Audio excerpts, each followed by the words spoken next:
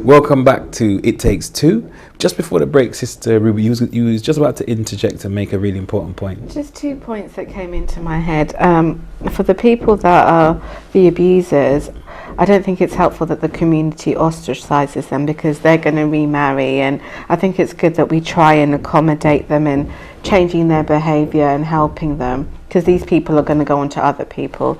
The second point is what happens is there's a domino effect. When you have a sister who's been in an abusive relationship, come out, remarries, she's now taking that baggage onto another relationship, and there's scars and stuff that she needs to deal with, which has an implication on the community, because we still have the sister, we still have the brother with these issues. God forbid there's children involved. So there's so many things to think about, but we need to quickly wake up and address this issue quickly. So we definitely need some healing. But like you mentioned, there will be a number or some information given out at the end so that the sister can actually contact a agency, inshallah.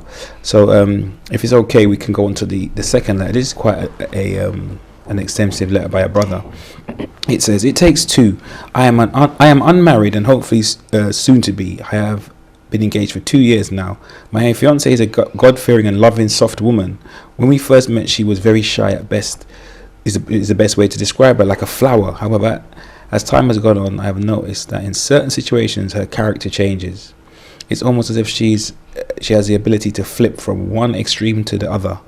One side of her is calm and soft, and the other side is fearsome and enraged. I can only equate this anger to the fact that she had had a turbulent upbringing. Her rage has never been directed towards me. However, I have concerns that this may change once we are married. What would you advise me in terms of the best approach to help her to control her anger? And we have tried anger management and holistic therapy. How do we address this, Sheikh, or some of the issues that come out of this? How do we well, address importantly, this? I think from what she's... the brother Muhammad, he's in quotes. What the brother is saying, she is aware of this anger issue because they've tried anger management. Yeah. Right. So she's that's half of the challenge. Yes. That she recognizes the issue. Yeah. So I think they're on the right track. I think they're on the right track. You know, I think with respect to a problem, the first thing that is necessary to solving a problem is being aware that problem exists. You know. If it is not working, then I think it is important for him to try other avenues.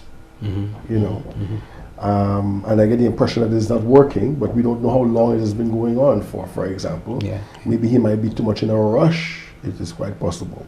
But I think he's on the right track. Are there specific, or could you talk about the specific methodologies that sometimes are employed Islamically in terms of addressing anger, whether there's certain ayat to read or certain particular Islamic practices? Well, by and large, most of the hadith deal with the subjective, how you deal with anger subjectively, your own anger. Right? Which basically, champions the do less type of approach. So they have a hadith by the Holy Prophet, a very famous hadith by the Holy Prophet, sallallahu alaihi wa alihi, where he says, if you're angry and you're standing, sit. And if you are sitting and you're still angry, lie down. What it means is to take a passive approach. Like when you're angry, you don't speak when you're angry, because you might say something that you will regret later. You don't act when you're angry, because you might do something that you might regret later. Okay? Anger compromises your moral judgment. And this is why you should not act in anger. Mm-hmm. And I think this fundamental principle is something that, for example, this brother's wife should know, right? Where now it becomes more an autonomous type of behavior, where she is aware of this, and therefore she herself can try to impose upon herself this fundamental rule, by non-action. When you're angry, until your anger subsides, and then you can act. This is quite an unusual situation where it's as unusual as in public to sisters having anger issues. It's not unusual. It's just not talked about. That's my point. Reasons are they common reasons? You put the weight of the whole female gender on your shoulders, but so many some feminine feedback. So many issues: frustration, childhood, expectations, some kind of deficiency that they've had. So many reasons. I have to commend the brother for, he's just engaged and willing to put in all this effort. That's such a blessing in itself, that he's committed to the relationship. If he was a friend or someone I knew personally, I wouldn't rush into getting married until the situation's rectified. And when I mean rectified, there's been some positive proof that this behaviour has changed. It's not the person has said the behaviour has changed, but by actions. Because that is abusive to me, that you could flip in any minute over anything. God forbid it should be in public. He's going to be embarrassed in front of his peers, etc. How is that helpful? And it's not okay to say, I have an affliction, so I'll continue the behaviour. The fact that anger management hasn't worked suggests to me there's a deeper underlying issue. So maybe there needs to be some intensive therapy. You're the professional here with that one. But again, let's not use that as an excuse. You're an adult, have some self-control, work on the issues that you think you need to, and this is your issue. It's not his issue. He might be triggering something, poor man. Maybe the sister sees something in him and she goes mental. It happens. He has mentioned that. Sorry to cut you. Just say he has mentioned that it hasn't been towards her. He just observed this difference between night and day between them. But he's worried. That's what his worry is, that when they get married, for some reason, maybe because they're going to be in closer proximity or something of this nature, that he's what worried else can be is going to directed at him. happen if she has children? Is that going to set her off hormonally? How do we know what's going to happen? I think what the brother is saying, he has genuine concerns, and the fact that he's written in and voiced them, there's some underlying issues that need to be worked on. He needs to decide, I'm sorry, is this relationship worth all that effort?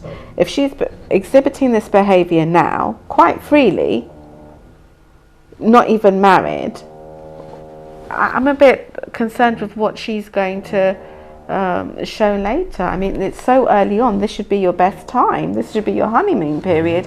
And the poor brother's concerned of what might happen. I would say slow your roll and get some help.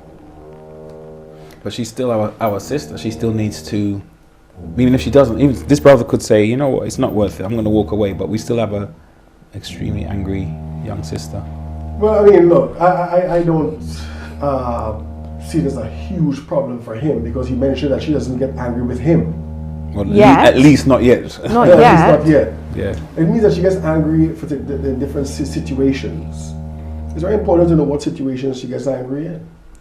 Well, that's problematic, because maybe she doesn't know. Something could trigger something else. Yeah, but the observation on his part can recognize patterns of behavior. Well, he can assist, you mean? He can assist. But that might be a risk. Why put yourself in that situation? No, he's with her. He's seeing her, right? And he sees her blowing up in certain situations, right?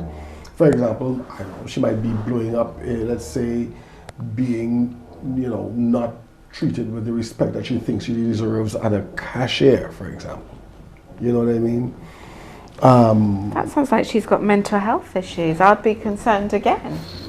Well, no, I mean, she everybody may well do, but still, they regardless, they still need to be addressed. It needs to be worked upon. It needs to be addressed. Everybody has red buttons, right? What I'm saying is, we all have triggers, yeah? Yes, we all have triggers, right? And I think maybe her trigger is a bit too sensitive, but I think you can establish patterns, okay? At any rate, this is what a therapist can do, right? In talking with this person, to be able to identify patterns, and then from those patterns, you can establish, Well, I have concerns causes. about that comment, respectfully, because put yourself in another situation where there's a domestic violence situation, and you would be saying, look for patterns and triggers.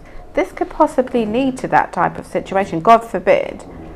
What I'm saying is, I think the sister should take full control of her actions. I think she needs some independent help herself, and then later maybe some couple therapy. But she obviously has an issue.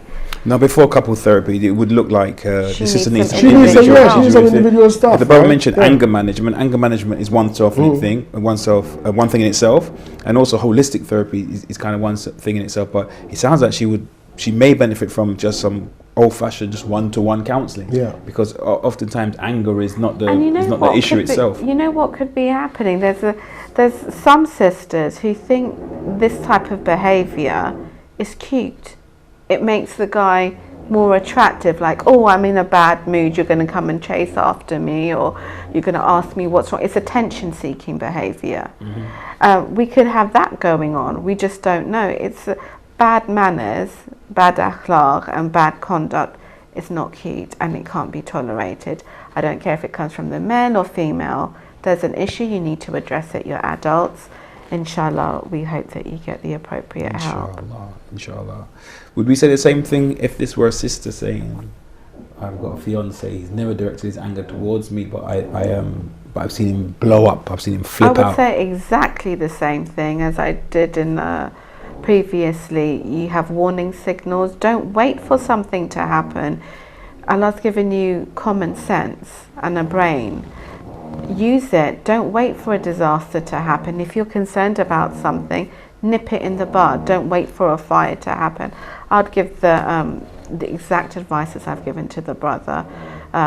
Obviously you have attachments to the person, you care about them, but right now this is an issue that needs to be addressed. Does he need to speak to her family about it? He says that he thinks it's to do, I mean, Allah knows best why he's saying he thinks it's something to do with a turbulent childhood.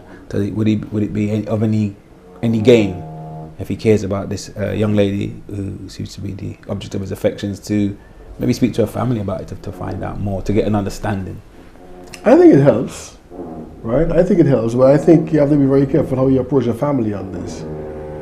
You know, families tend to draw the wagons together and, clam up when, it might indicate that they might be responsible. Okay. Right? Yes. For that problem in terms of behavior and that type of thing. Mm-hmm. Right? So I'd be very, very careful about doing it. You could be digging up a hornet's nest, basically. Yeah. And I'm sure, as a therapist, for example, what you would probably spend more time doing is probing them, the actual client, the actual patient, right? Indeed. And exploring their own family background from their point of view, from their perspective, from their own subjective experience. That's very important. But I would also inform the family in a subtle way that there's an issue here, because maybe that they can approach something, maybe they can highlight something. It's so early on in the relationship. If they have a feeling and they care about, both the couple, it's in their vested interest to do something about it and say, look, what's going on?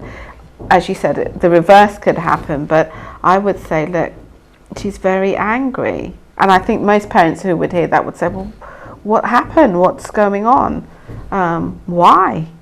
You're meant to be happy. What's going on? Interesting. Sheikh, what about from a Islamic point of view, a sort of theological point of view?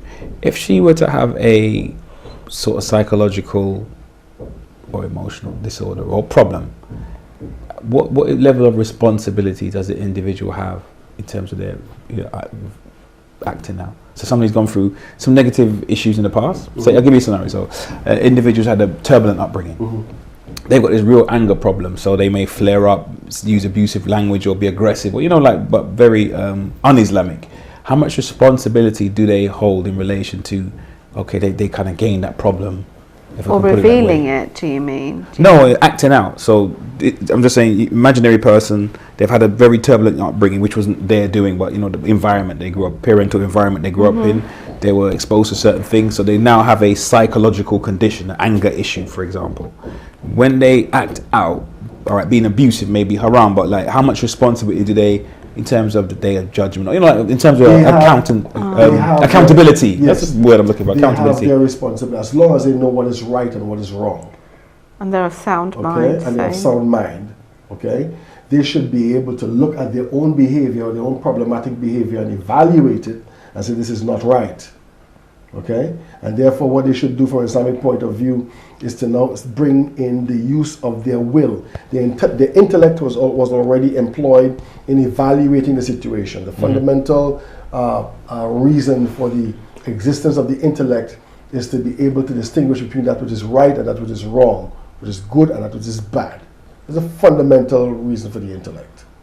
Okay, once that person looks at that, at his or her behavior, and sees that behavior from an intellectual point of view, which is of course helped by the Quran, the Sunnah, the sayings of the Prophet and so forth, that this is bad, then now they must use their will to change that behavior. Okay? So that means you have to be very sensitive to yourself. That whenever the scenario that comes, that touches your red button, whenever you see that scenario, you know that they could push that red button could be pushed. And this is where you say, I'm not going to let that red button be pushed. I'm going to leave that scenario, for example. I'll change that scenario. Or I'll have a different perspective on that scenario. Okay? So yes, part of the responsibility is theirs for their actions. But also part of the responsibility would be for the society, the community, the parents, or whatever, that created that negative consequence, that negative state in the soul of that person, for them to be sort of emotionally impelled to do that. It's a very interesting saying by the Holy Prophet sallallahu alaihi wasallam, talking about sunnat. All right, sunnah. Okay. And sunnah meaning, in this case, in the generic sense, not the practice of the Prophet and the A'immah, alayhim salam, but any practice that you initiate, right, that other people follow you after that. Okay? That's what he's talking about. And he says, you know, a person who establishes a good sunnah means a good behavior. All right? That other people follow after him, he will get the reward of initiating that good behavior, plus a reward for every time a person follows that behavior. MashaAllah. Okay? And a person who starts a bad sunnah, okay? For example, a kid grows up in a house where he sees his dad abusing his mom, okay? That person will be punished for that action, as well as share in the punishment or get his own punishment from those people who after that have learned from that bad sunnah and implement that. You see? So it is very, very important for us to establish good relationships, right? And it's very, very important for us to be cognizant of the fact that despite the fact that we are following this bad sunnah because we were brought up in it or whatever. Okay. All right? Yes. That we are going to pay for this, as well as the parents or the family or whatever that put this in our heads. So regardless, there's responsibility. There's responsibility. Yes, as long as you're aware of right and wrong, right, and you have a responsibility to do right, you know, then you have to act upon that, even if it means acting against yourself. All right? You know, Allah says in the Holy Quran that He describes the mu'mineen as those who stand up for justice, even against themselves. Meaning, you might have a tendency to be unjust, right? But as try to be just, you act against your unjust impulses, you know, to be just. I think it's promising that they're still working at it, and I'm hoping both families are involved. That's a positive sign in itself, but I wouldn't rush into getting married until situations. I would agree that there needs to be things need to be resolved before they take that big lifetime commitment, because I mean, even something that's mentioned that the sister is like a flower and like a storm, but it seems he mentions in a way that, you know, she can flip. So there may be even some chemical imbalance or something, you know, something a bit deeper than just maybe growing up in a challenging environment. So this is a no joking matter. But I think that, I mean, ultimately the responsibility would be with the sister. So his best thing is he can give her advice, he can bring things to her attention, but ultimately she has to look for counselling, look for therapy, make the effort. Yeah. And especially, it seems like Alon knows best, that he seems like a good brother to be willing to put that time and effort in, and surely somebody like that is worth bettering yourself for, I would say. So yeah, but this does happen with sisters. I've heard from brothers that, you know, they're in the middle of the store, they're buying their daughter something, and the wife flips out and throws a tantrum, and it's embarrassing. It's like, well, what's happened? And we're like, well, didn't you have signs of this before? It's a bit too late, you know, to try and fix things now. It's never too late, but you should have maybe. It's a contrast from the first scenario where the brother presented as the kind of Jekyll and Hyde, so he was a good guy. He basically sent like almost like his personality wasn't him, but it was a representative, somebody to act on his, you know, to create an impression. But then the behind closed door, the other sides come out. In this scenario, I guess this brother has seen the both sides before he's I think, you know, when it's like going to market or going to meet someone for the first time, put your best foot forward. After a time, it's difficult to continue that persona without naturally being yourself. So he's probably seen things along the way. He's seen her flip out. Exactly, which is unfortunate, really is. But we wish him the best of luck, inshallah. Inshallah. Any last words, Shia? It's a great topic. And yourself, any closing words but in terms of both scenarios or just in general? I think have some self-worth, know yourselves, be honest with yourselves and others as to where your flaws are, and, you know, be prepared to have a voice. It's okay Islamically to have a voice. It's okay to work on yourselves. Just, you know, keep Allah in mind at every situation, and like I keep saying, it's not about men versus females or vice versa. We all have our idiosyncrasies and, you know, jihads that we have, you know, but it's about coming together and, you know, our community growing. And I think education, parents, alims, sheikhs, and I think it's good for males and females to like we're having an open discussion, because there's things that we've highlighted in the conversation that I wasn't aware of. You hear it through the grapevine, but makes you think about, you know, your own sisters in a different light. And I hope it's been beneficial for you guys as well. Maybe it's time. Maybe it's about that time. Especially when we talk about male-female issues. Yeah. Okay, so women need to hear from men what it's like, how they interpret certain things, and what our signals are and what triggers us. Yeah. There may be some pockets of resistance. Well, there's always going to be resistance to change if this is something sort of new. It's not been done before necessarily in this society as Muslims, but there may be some resistance. Maybe there's some people that are just afraid of where it could go. Well, their system hasn't been working, let's face it. Hiding things, it's not working. People are going to find out information in other ways, and we don't know what their agendas are.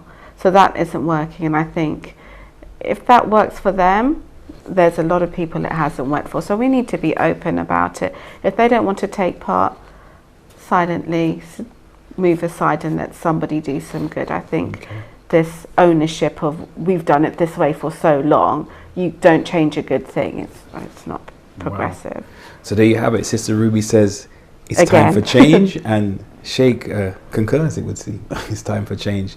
And we thank you for staying for the duration of the episode, and just wanted to make an important point that you should not allow yourself to remain in an abusive relationship and feel ashamed and feel that you have done that you were the one at fault, and that the best thing that you can do is seek professional advice, inshallah. So until next time, stay safe. Assalamu alaikum wa rahmatullahi ta'ala wa barakatuh.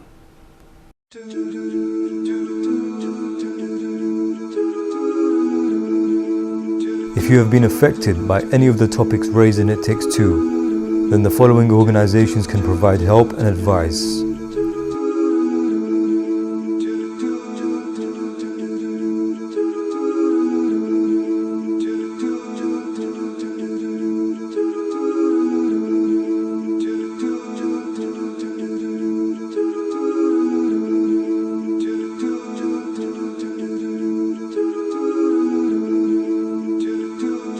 Do you need some relationship advice? Do you have marital problems or questions? Perhaps you want to get married and you have questions for us. Please send your thoughts or questions to ItTakes2@SafeerTV.com.